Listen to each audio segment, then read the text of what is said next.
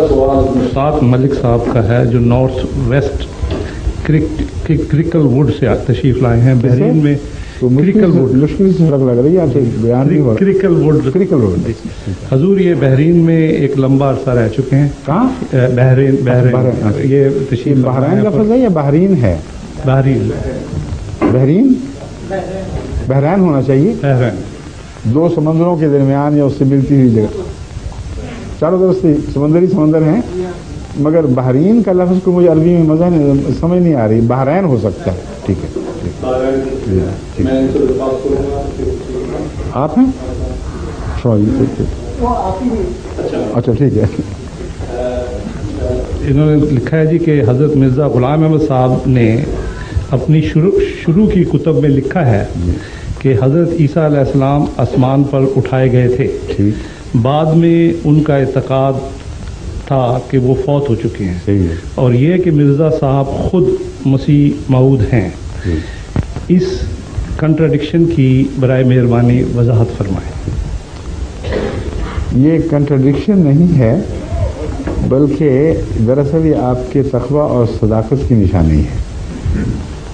हर नबी जो पैदा होता है वो बचपन से तो कोई स्कीम बनाया नहीं करता कि मैं नबी बनूंगा।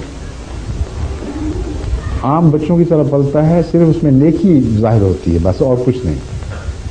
जब खुदा उसे मुकर्रर कर देता है, उससे पहले के जितने ख्यालात हैं वो वही मनसूख करती है, अपनी तरफ से नहीं करता। चुनांचे हज़रत अक़दस मोहम्मद रसूलुल्लाह सल्लल्लाहु अलैहि वसल्लम के मुतल्लिक़ ये कतई मुसल्लमा बात है कि जब तक शरीयत के मुतल्लिक़ आपको मुअय्यन वही नहीं आई, आप पुरानी शरीयत पर अमल किया करते थे और जो पहले अकायद थे उनको नहीं छोड़ा। क़िबला भी बैतुल मक़दस की तरफ ही रखा, और मगर दिल में तमन्ना थी काश ये क़िबला बदल के इब्राहीम के मकाम की तरफ, उसके मुसल्ले की तरफ हो जाए। तो ये जो पुराने अकायद हैं उन पर अमल रखना, उनको सोचना, कतई नज़र इसके कि वो सही हैं कि नहीं, ये भी तक़वा की निशानी है।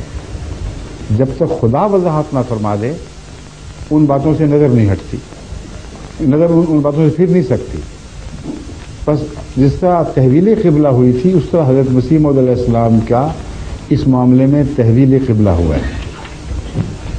आप मौलवियों से पुरानी नस्ल से सुनते चले आ रहे थे, नस्ल बड़ा नस्ल सुनते आ रहे थे, मसीह जिंदा है मान लिया, लेकिन जब खुदा ने फरमाया तो साथ निशानदेही भी फरमाई कुरान करीम में। कौन कौन सी आयात इस पर गवाह हैं।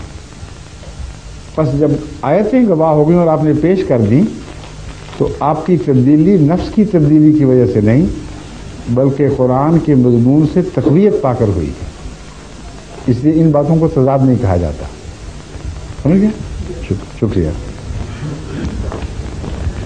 हजूर, अगला सवाल